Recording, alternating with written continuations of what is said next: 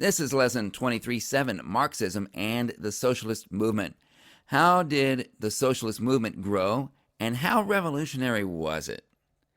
College Board Topic 6.7, Ideologies of Change and Reform Movements. Explain how and why different intellectual developments challenged the political and social order from 1815 to 1914.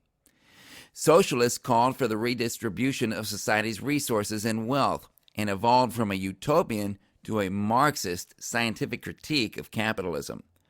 Marx's scientific socialism provided a systematic critique of capitalism and a deterministic analysis of society and historical evolution. Places: all of Europe, time frame 1871 to 1914.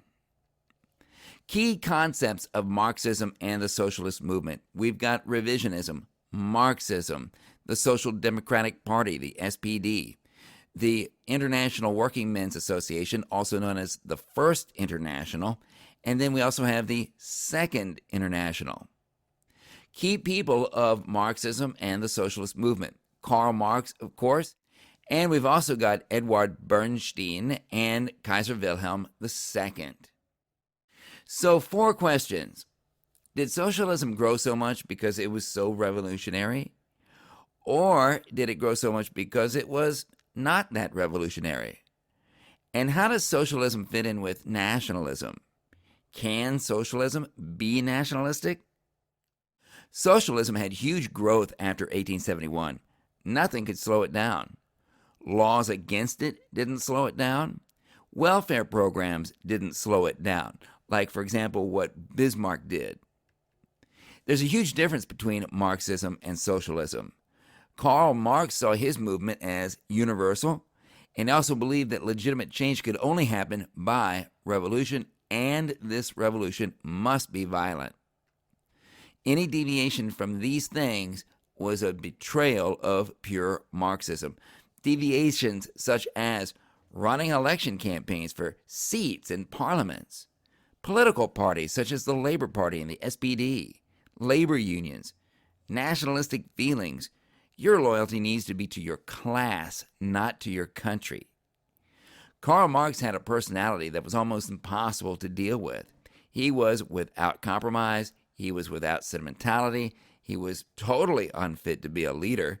He couldn't take criticism of his work or his views, and he couldn't have productive discussions with people. He would just shout you down.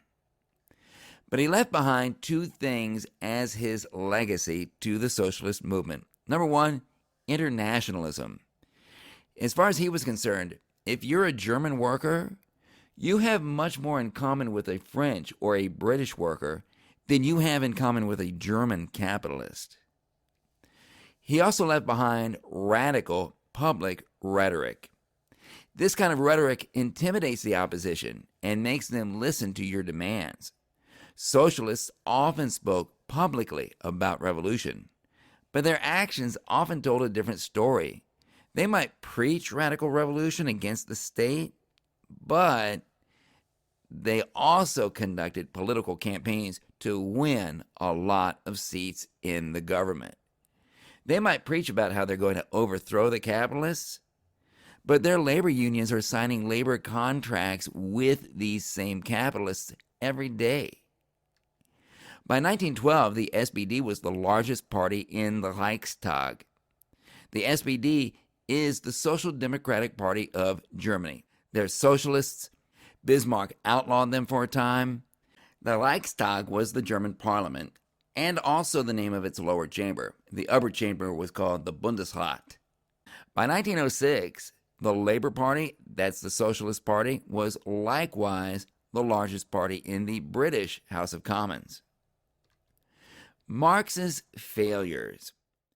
In 1864, Karl Marx helped form the International Working Men's Association, and it was also known as the First International. In 1871, when the Paris Commune revolted at the end of the Franco-Prussian War, defying the Prussian and French governments, Marx was a huge supporter. He believed that all of this showed the irrelevance of the state.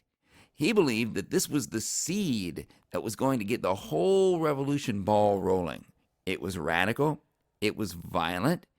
It looked exactly like what Marx had been predicting since 1848 when he wrote the Communist Manifesto.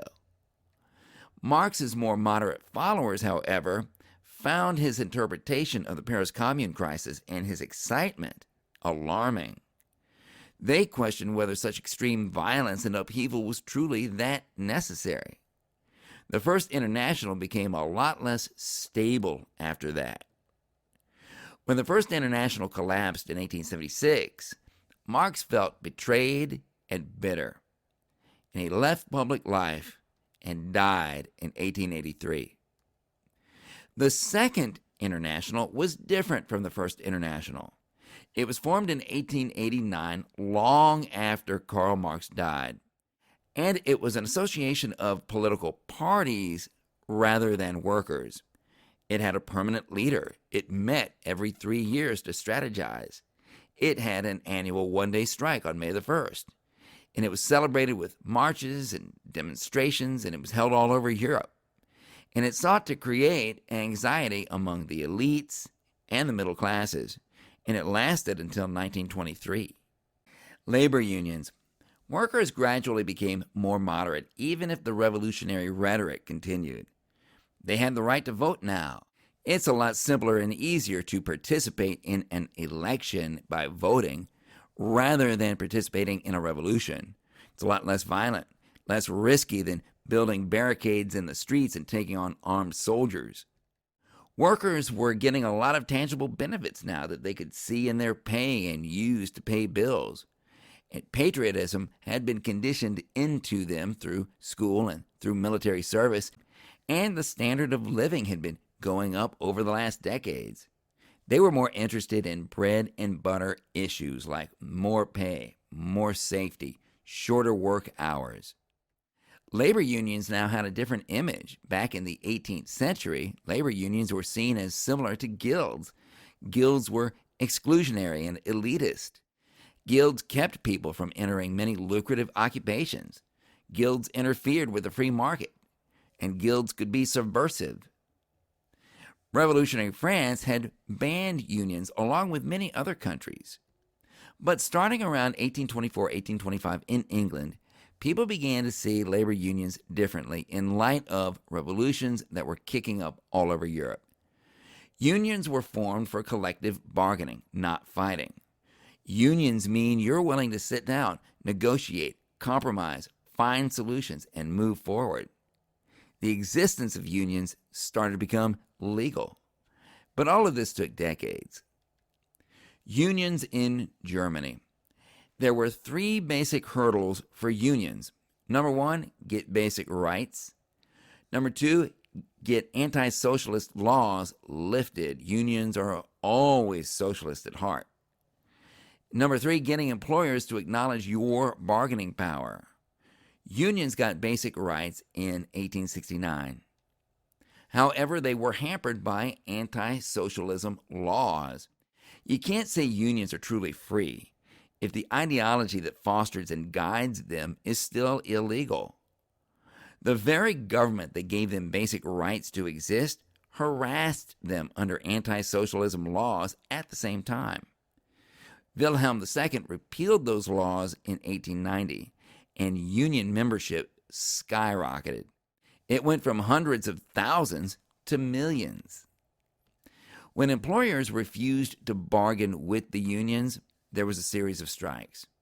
In 1913, there were over 10,000 collective bargaining agreements signed. By 1900, Karl Marx would have barely recognized what he had started. He would have asked, where's the revolution? Where's the violence? Where's the demise of capitalism? Hence, revisionism. And revisionism is an effort by various socialists to update Marxism to fit new realities. Revisionism declares that Marx was wrong about some things. The most notable revisionist was Eduard Bernstein. He wrote Evolutionary Socialism in 1899, and he declared that socialism was a gradual process, hence the term gradualist. He declared that many of Marx's predictions had simply proven false. And he argued that socialists needed to reform their doctrines and tactics to reflect the real world. He was denounced by the SPD and the Second International. Ironically, the SPD and the Second International were already doing the things that Bernstein advocated. They just didn't want to give up the revolutionary rhetoric that they found so useful. What are these new realities, according to revisionists like Eduard Bernstein? Well, one of these new realities was that the middle class had grown rather than shrunk. Karl Marx had predicted that the bourgeoisie would get progressively more exclusive, more elitist, and more elusive. And on top of that, the capitalists had actually gradually given concessions to their workers, whereas Karl Marx had predicted that the capitalists would keep on taking more and more from the workers until a breaking point would be reached. Socialism had developed gradual pathways to change other than revolution.